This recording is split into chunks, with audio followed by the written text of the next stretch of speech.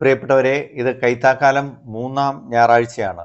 ഇന്ന് നമുക്ക് ധ്യാനിക്കാനുള്ള സുവിശേഷ ഭാഗം വിശുദ്ധ ലൂക്കായുടെ സുവിശേഷം 10-ാം അധ്യായം 38 മുതൽ 42 വരെയുള്ള തിരുവചന ഭാഗമാണ്. ഈ ഭാഗം തുടങ്ങുന്നത് ഇങ്ങനെയാണ്: അവർ പോകുന്ന വഴി അവൻ ഒരു ഗ്രാമത്തിൽ പ്രവേശിച്ചു. മർത്ത എന്നു പേരുള്ള ഒരുവൾ അവനെ സ്വഭവനത്തിൽ സ്വീകരിച്ചു. അവർ പോകുന്ന വഴി എന്ന് പറഞ്ഞാണ് ഇത് തുടങ്ങുന്നത്. ഏതാണ് ആ പോകുന്ന വഴി? അതിനെക്കുറിച്ച് നമ്മൾ മനസ്സിലാക്കുന്നത് വിശുദ്ധ ലൂക്കായുടെ സുവിശേഷം 9-ാം അധ്യായം 53-ാം തിരുവചനത്തിലാണ്. അവർ സമരിയാക്കാരുടെ ഒരു ഗ്രാമത്തിൽ പ്രവേശിച്ചു. അവൻ ജെറുസലേമിലേക്ക് പോവുകയായിരുന്നതുകൊണ്ട് അവർ അവനെ സ്വീകരിച്ചില്ല. അപ്പോൾ ജെറുസലേമിലേക്കാണ് ഈ യാത്ര. സമരിയാക്കാരുടെ തിരസ്കരണത്തിനെതിരെയാണ് യഥാർത്ഥത്തിൽ ലൂക്കാ സുവിശേഷകൻ മർത്തായുടെ ഈ സ്വീകരണത്തെ സജ്ജീകരിച്ചിരിക്കുന്നത്. ഇനി ഇവിടെ മറ്റു ചില സൂചനകൾ കൂടിയുണ്ട്. കാരണം ഇതിന് തൊട്ട് മുമ്പ് ലൂക്കാ സുവിശേഷം വിവരിക്കുന്നത് നല്ല സമരിയാക്കാരൻ്റെ ഉപമയാണ്. അപ്പോൾ ദൈവ മനുഷ്യ ബന്ധത്തിൻ്റെ ഒരു പാരസ്പര്യം കൂടി ഇവിടെ ലൂക്കാ സുവിശേഷകൻ വിവക്ഷിക്കുന്നുണ്ട്. സമരിയാക്കാരൻ്റെ ഉപമയിൽ മനുഷ്യനോട് നമ്മൾ എങ്ങനെ പെരുമാറണം, സഹോദരനോട് എങ്ങനെ പെരുമാറണം എന്നുള്ളതാണ് ദൈവകൽപ്പനയുടെ അടിസ്ഥാനപരമായ ഒരു കാര്യമാണ്. ഇവിടെ ദൈവത്തോട് നമ്മൾ എങ്ങനെ പെരുമാറണം എന്നുള്ളതാണ്, ദൈവസ്നേഹത്തിൻ്റെ കാര്യമാണ് ഇവിടെ വിവരിക്കുന്നത്. അപ്പോൾ ഒന്നാമതായി നിന്റെ ദൈവമായ കർത്താവിനെ പൂർണ്ണ ഹൃദയത്തോടും പൂർണ്ണ ആത്മാവോടും സ്നേഹിക്കുക. രണ്ടാമത് നിന്റെ അയൽക്കാരനെ നിന്നെ പോലെ സ്നേഹിക്കുക. ഈ രണ്ട് കാര്യങ്ങളും ഇവിടെ നിയമവും പ്രമാണങ്ങളും എല്ലാം പ്രവാചകന്മാരും എല്ലാം ഇതിലടങ്ങിയിരിക്കുന്നു എന്ന് ഈശോ പറയുന്ന ആ ഒരു കൽപ്പനയുടെ പൂർണ്ണത ഈ രണ്ട് ഭാഗങ്ങളിലായിട്ട് ലൂക്കാ സുവിശേഷകൻ പൂർത്തീകരിക്കുന്നുണ്ട്. നമ്മളിനി ഇതിലേക്ക് വരുമ്പോൾ നമ്മൾ കാണുന്നു എവിടെയാണ് ഈ മർത്തായുടെ ഭവനം.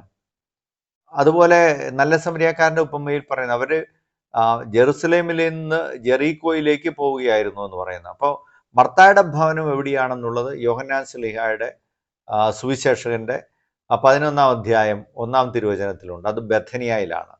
അപ്പോൾ ജെറുസലേമിലും ജെറീക്കയിലേക്കുള്ള വഴിയുടെ ചാരയാണ് ബethനിയ, ആ ഭാഗത്താണ്.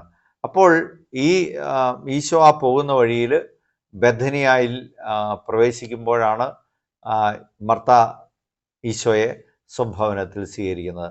ഇനി മർത്ത എന്ന് പറയുന്ന വാക്കിന് ഒരർത്ഥമുണ്ട്. ഈ ഭാഗം തന്നെ മുഴുവൻ അധികരിക്കപ്പെട്ടിരിക്കുന്നത് ഈശോയും മർത്തായും തമ്മിലുള്ള സംഭാഷണമാണ്. അതിനെക്കുറിച്ച് മറിയത്തെക്കുറിച്ചുള്ള ഈശോയുടെ സൂചനയുമാണ്. അപ്പോൾ മർത്ത എന്ന് പറയുന്ന വാക്കിൻ്റെ അർത്ഥം വനിത എന്നുള്ളതാണ്. ഇവിടെ മർത്ത സമൃദ്ധിയായ ഒരു വനിതയായി പ്രത്യക്ഷപ്പെടുകയാണ്. ഈ രണ്ടു പേരിൽ ഒരുപക്ഷെ ഏറ്റവും മൂത്തയാള് മർത്തയായിരുന്നിരിക്കാം. മർത്ത സാമർഥ്യമുള്ള സ്ത്രീയാണെന്ന് നമ്മൾ കാണുന്നത് യോഹന്നാന്റെ സുവിശേഷം തന്നെയാണ്. നീ സ്നേഹിക്കുന്നവൻ രോഗിയായി കിടക്കുന്നു എന്ന് പറഞ്ഞ് മർത്ത ആളയക്കുകയാണ് ഈശോയുടെ പക്കൽ. അതിനുശേഷം ഈശോ വരുമ്പോൾ ലാസർ മരിച്ചു പോയിരുന്നു. പക്ഷേ ഈ ദുഃഖമെല്ലാം ഉള്ളപ്പോഴും മർത്ത ചെന്ന് അവനെ സ്വീകരിച്ചു എന്നാണ് പറയുന്നത്. അപ്പോൾ മർത്ത വളരെ ചടുലതയുള്ള സമർത്ഥയായ ഒരു സ്ത്രീയായിരുന്നു. സംവാദത്തിൽ ഏർപ്പെടാൻ കഴിവുള്ളവളുമായിരുന്നു. അങ്ങനെ ഈശോയുമായിട്ടൊരു സംവാദത്തിൽ ഏർപ്പെടുന്ന സമയത്താണ് ലോകപ്രസിദ്ധമായ പ്രസ്താവം ഈശോ നടത്തുന്നത്: ഞാനാണ് പുനരുദ്ധാനവും ജീവനും.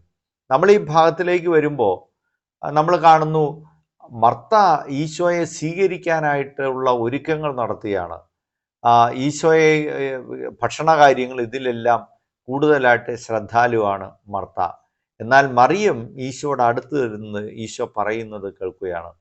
മർത്തയെ സംബന്ധിച്ച് ഈ ഒരുക്കങ്ങളിൽ ഈ മറിയം സഹോദരി കൂടുന്നില്ല എന്നുള്ളതാണ് മർത്തയുടെ ഏറ്റവും വലിയ ദുഃഖമെന്ന് പറയുന്നത്, പരിഭവം എന്ന് പറയുന്നത്. അതുകൊണ്ടാണ് മർത്ത ഈശോയുടെ അടുത്ത് വന്ന് പരിഭവം പറയുന്നത്, എന്നെ തനിച്ചു വിട്ടിരിക്കുന്നു ജോലി കാര്യങ്ങളിൽ എന്ന് പറയുന്നത്.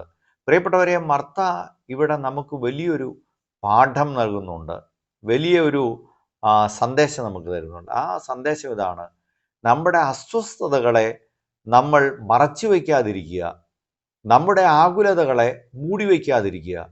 അത് മറ്റുള്ളവരുമായി, പ്രത്യേകിച്ച് ദൈവസ്ഥാനത്തുള്ള ആളുകളുമായി പങ്കുവയ്ക്കാൻ തയ്യാറാകുക. ഇല്ലാതിരിക്കുമ്പോൾ അത് വിദ്വേഷവും വെറുപ്പും വൈരാഗ്യവും പകയും ശത്രുതയും എല്ലാമായിട്ട് രൂപാന്തരം പ്രാപിക്കും.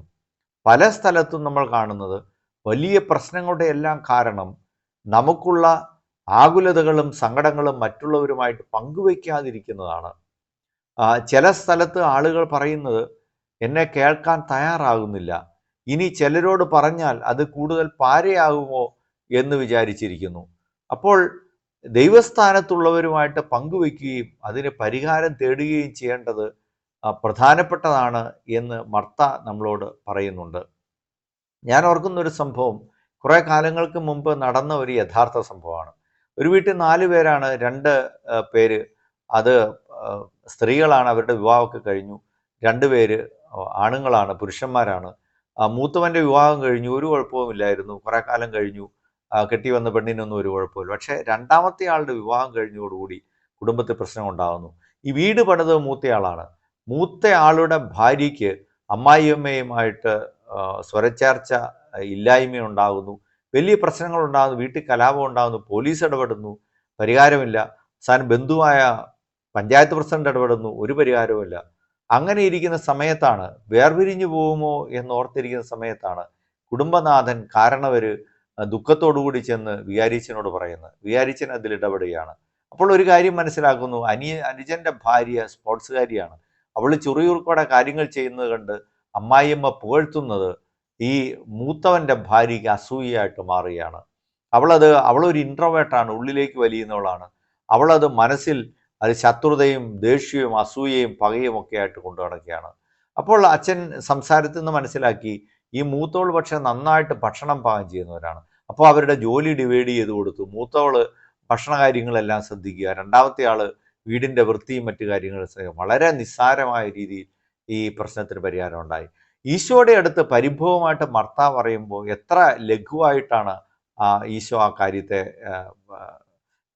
നിസ്സാരമായിട്ട് മാറ്റിക്കളയുന്നത്. പല കാര്യങ്ങളും നമ്മൾ ഭീകരമെന്ന് വിചാരിക്കുന്ന കാര്യങ്ങൾ അത് പറഞ്ഞു കഴിയുമ്പോൾ, പങ്കുവെച്ച് കഴിയുമ്പോൾ നിസ്സാരമായിട്ട് മാറുന്നു കാണുന്നു. മർത്തായെ ഈശോ കുറ്റപ്പെടുത്തുന്നതേ ഇല്ല, മർത്തായുടെ ഒരു പ്രവൃത്തിയെ ഈശോ ശാസിക്കുന്നില്ല.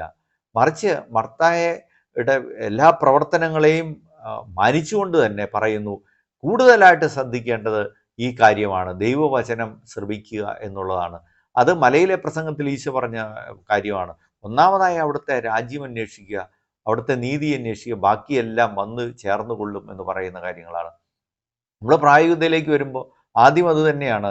നമ്മുടെ ആകുലതകളും ദുഃഖങ്ങളുമൊക്കെ മറ്റുള്ളവരുമായിട്ട് പങ്കുവയ്ക്കാൻ, ദൈവസ്ഥാനത്തുള്ളവരുമായിട്ട് പങ്കുവയ്ക്കാൻ നമ്മൾ തയ്യാറാകുന്നുണ്ടോ എന്നുള്ളതാണ്.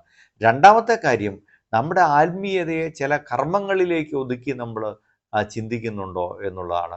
നമ്മൾ പലപ്പോഴും ഈ മർത്ത ആ കാര്യങ്ങളെല്ലാം ഇങ്ങനെ ഈശോയ്ക്ക് വേണ്ടി ഒരുക്കുന്ന കാര്യത്തെക്കുറിച്ചാണ് മർത്ത ചിന്തിച്ചുകൊണ്ടിരിക്കുന്നത്. പക്ഷേ ഏറ്റവും പ്രധാനപ്പെട്ടത് ഈശോയുടെ വചനങ്ങൾ ശ്രവിക്കുകയും ഈശോയുടെ സാന്നിധ്യം അനുഭവിക്കുകയും ചെയ്യുന്നു എന്നുള്ളതാണ്. പലപ്പോഴും നമ്മുടെയൊക്കെ വീടുകളിൽ അതിഥികളൊക്കെ വരുന്ന സമയത്ത് നമ്മൾ ഈ കാര്യം കേട്ടിട്ടുണ്ടല്ലോ.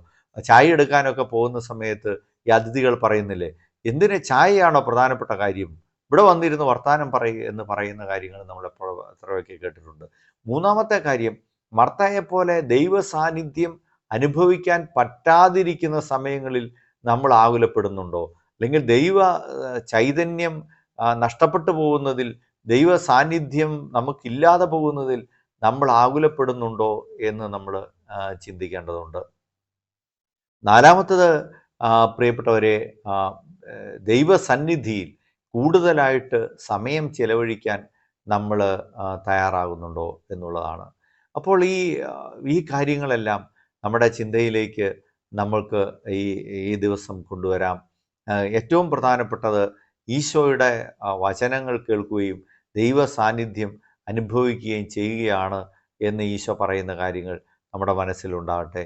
ഈശോ നമ്മെ അനുഗ്രഹിക്കട്ടെ. Subscribe now and press the bell icon. Never miss an update.